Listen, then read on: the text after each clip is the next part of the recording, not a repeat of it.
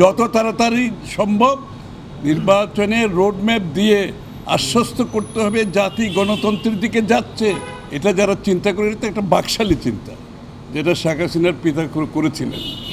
কারণ বিভিন্ন দলের বিভিন্ন দর্শন চিন্তা ভাবনা থাকবে, ভিন্নমত থাকবে। বিষয়টা হচ্ছে যেখানে ঐক্যমত হয়েছে সেগুলোর বাইরে সংস্কার করার কোনো সুযোগ নাই। এর বাইরে যেটা করতে যাবে সেটা আপনাকে ডেমোক্রেটিক প্রসেসের মাধ্যমে আসতে হবে, নির্বাচনের প্রক্রিয়ার মাধ্যমে আসতে হবে, জনগণের ম্যান্ডেট নিয়ে আসতে হবে। সুতরাং যেগুলো ঐক্যমত হয়েছে এই বিষয়গুলো জাতির সামনে কেন তুলে ধরা হচ্ছে না, এটাই প্রশ্ন। অলরেডি সবাই সাবমিট করে দিয়েছে, অনেক দিন সময় চলে গেছে, আলোচনা শেষ। আপনি এটার জন্য এক সপ্তাহ বেশি সময় লাগে না। কোথায় ঐক্যমত হয়েছে জাতিকে জানান, কোথায় ঐক্যমত হয়েছে জাতি জানুক, এবং ওই ঐক্যমতের ভিত্তিতে আমরা সনদ সই করে দিয়ে নির্বাচনের দিকে এগিয়ে যাই। খুব সহজ ব্যাপার, এর বাইরে যাওয়ার তো কোনো সুযোগ নাই।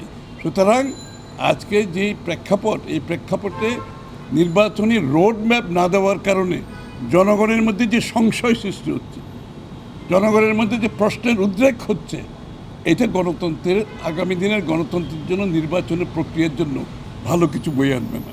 যত তাড়াতাড়ি সম্ভব নির্বাচনের রোডম্যাপ দিয়ে আশ্বস্ত করতে হবে জাতি গণতন্ত্রের দিকে যাচ্ছে, জাতি গণতন্ত্র ফিরে পেতে যাচ্ছে, এবং গণতন্ত্রের বাহক হচ্ছে নির্বাচন।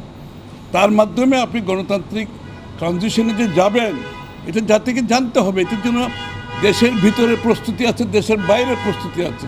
ভারত যেটা বলেছে, এই যে বিনিয়োগকারীরা যারা আসছে বাংলাদেশে তাদের সবার একটা প্রশ্ন, শেষ প্রশ্ন হচ্ছে নির্বাচন কবে হবে, এবং সবাই জানতে চায় কবে নির্বাচন হবে। প্রেক্ষাপট নিয়ে আলোচনা এবং স্বাভাবিকভাবে গণতান্ত্রিক অর্ডার ফিরিয়ে আনার জন্য আমাদের যে আন্দোলন সংগ্রাম ত্যাগ, এটাকে বাস্তবায়িত করার জন্য আগামী নির্বাচনের মাধ্যমে বাংলাদেশে একটা গণতান্ত্রিক প্রক্রিয়া, গণতান্ত্রিক অর্ডার ফিরিয়ে আনার সকলের যে প্রচেষ্টা, সেটাকে বাস্তবায়নের প্রক্রিয়া হিসাবে আমরা প্রত্যেকটি দলে আমরা সবাই একে অপরের সাথে কথা বলছি।